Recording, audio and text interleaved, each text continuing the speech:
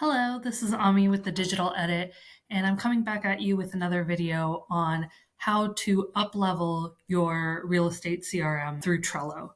So if you missed the first part of this video where I showed how to actually set up your CRM in Trello for your real estate business, check out the link up above. But this is going to be a continuation of that video in how to actually up-level your CRM by not only being able to track your leads, but also being able to track your transactions. So let's get right into it. So we have the board where we're tracking our leads. I'm going to go ahead and actually create a second board specifically to track our properties. So I'm going to go ahead and give this another fun little background. We're going to call this the properties board. Okay. And within the properties board, I'm going to create some columns for every stage of a transaction. So we're going to start with tour requested, tour scheduled, tours completed, offer submitted, under contract, and lost or not interested. Okay. And similar to what we did before, I'm going to create a template for our tour or for our properties board. So I'm going to go ahead and add a card. I'm going to call this our property template. I'm going to go in here and set up the things that I would typically need for a property template. So this is going to include custom fields. So we'll do things like, let's say we want the URL, if we want to see the listing. Similar to before, I'm going to make everything a text field. It's just going to make my life easier later on. I'm also going to do the list price. And you can, of course, customize this to whatever your needs are. I'm going to also do one for rating. So if I want to track how much a client actually, we'll make this one a number field, but how much a client actually likes this home. We'll do rating system 1 through 5. And we'll do a tour scheduled field with a date. We'll do another field for offers due. That'll also be a date. And then we'll do lead email address as a text field. Okay, so I have my custom fields all set up. I can also add labels just like we did before. So for properties, it might be something like vacant, foreclosure, do hot home, owner occupied, and pending.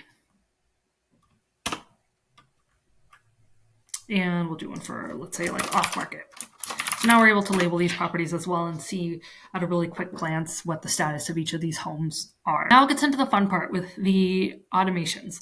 So going back to our board where we have all of our leads, now I want each lead ultimately to be tied to a property or multiple properties. So I can have a client who wants to tour multiple properties and potentially make an offer on a couple depending on how their home search goes. And so on my leads board, I'm actually going to add a checklist, and I'm going to call that my.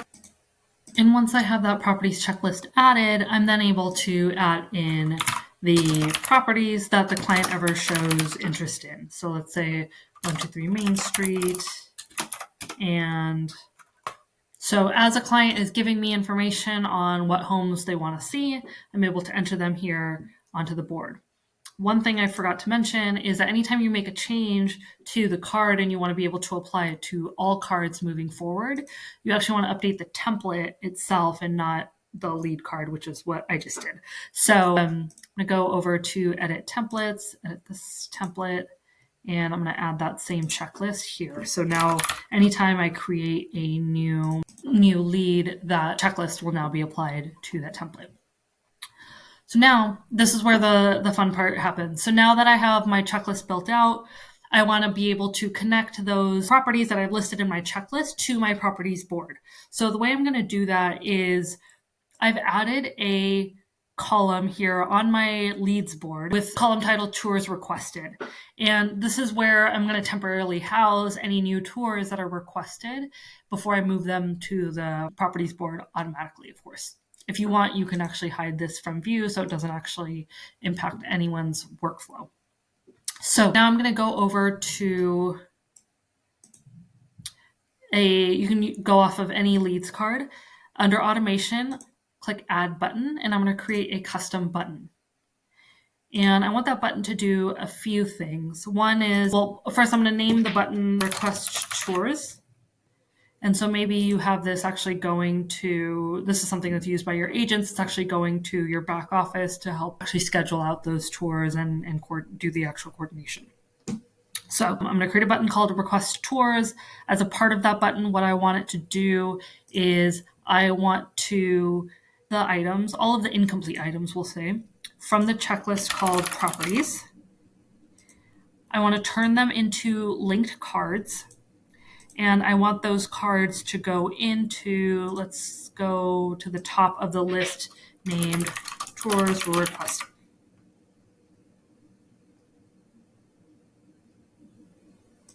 Okay, I'm going to add that to my automation.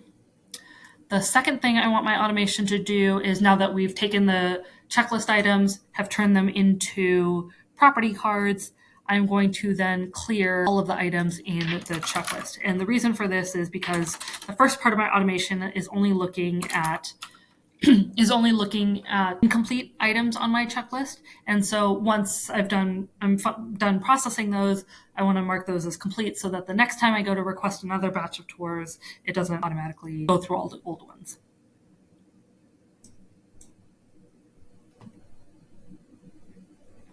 Okay, now that I have that automation built out, I'm going to click save. And this is what it looks like. So if I go back to my board, let's say Andy America is interested in these two properties. Now I have this nifty button here that I can press and say request tours. It's going to take a minute to work.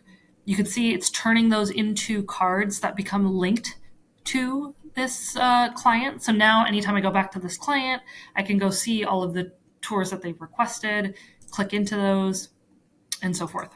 And if I go here to my tours requested column, I can now see that I've created what is ultimately going to be a placeholder for the actual property card here.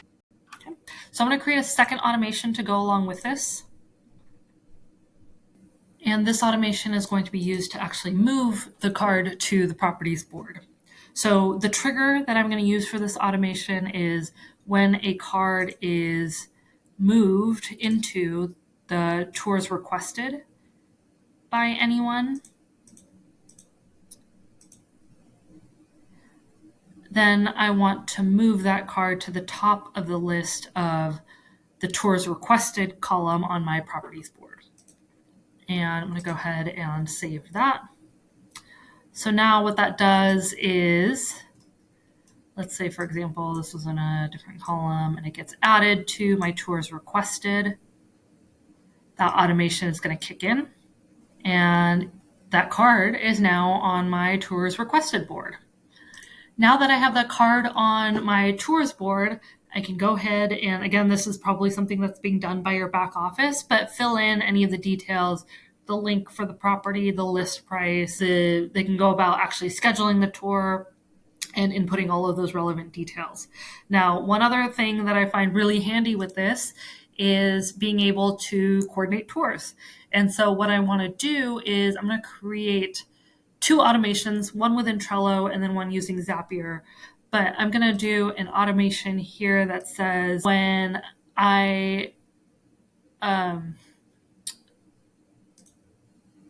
when a tour date is input on the card, that it's automatically going to move the card to the tour scheduled column.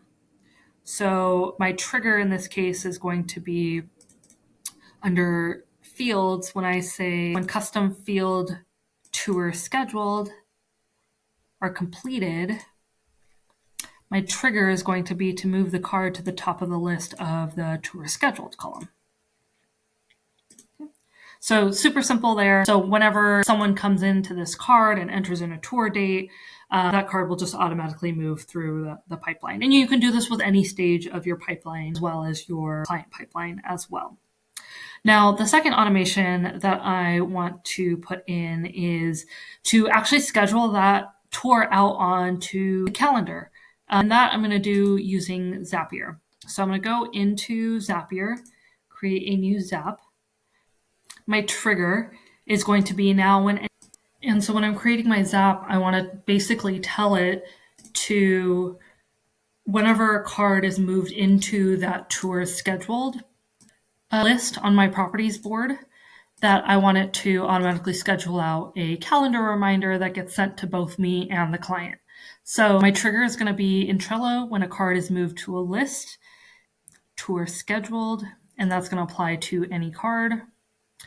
I am going to, with Zapier, I always like to make sure that I have a real piece of data that I'm working with, because it's kind of hard when it's using its own test data. So here on this card on my Trello board, if I were to input a date and time, so let's say this tour is scheduled for October 21st at 2 p.m. Okay. Remember that I have an automation in Trello that's going to move that card to tour scheduled. That's going to act as a trigger for my Zap. So now I'll test trigger. It's going to find that card that I just moved. I'm going to continue with that record. Now, the outcome is going to be that I want a detailed event created on my Google Calendar. And you can do this with any calendar service that you use. So I'm going to choose my calendar. The summary is going to be, I'm going to call it property tour, and then I'm going to add in the name of the address, which in this case is going to be our card name. The description of that's going to be in the calendar invite is going to be, let's do client email, date, time, notes, and let's do labels. So client email is a custom field that we would have created, that lead email address. The date and time is going to be the tour scheduled date. The notes are going to be, I'm going to take that from the comments on the card, and then labels, card labels. And remember, labels are things like whether the home is vacant, whether it's pending, what the status of it is. So that will all be helpful information to have on hand in the calendar invite. And I'm also going to add in the URL for the card itself. So when I'm on the go, on the tour, I can easily pull up the Trello card and add notes as needed. Okay. Location, I'm going to pull in the address of the home, which again is coming from the card name. The start date and time is going to be the tour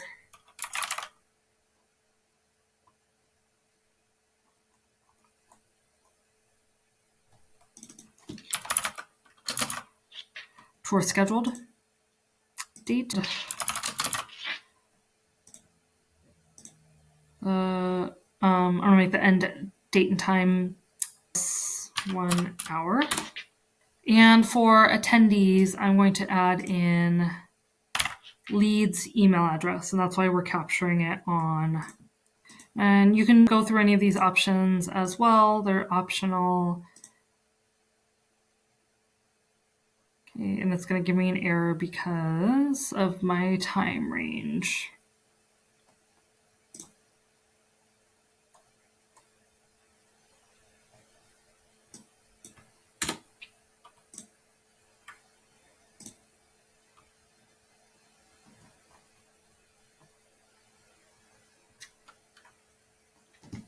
Okay, and if I pull up my Google Calendar, you can see that the tour is on the calendar. I love it when things like this work. So I hope this was helpful and it gives you inspiration to build your own CRM and a tool that works for you. If you like this video, please like and subscribe. Comment below what you'd like to see next. I specialize in all things automation, workflow improvement for all types of businesses. So hope you found this helpful. I'll see you next time.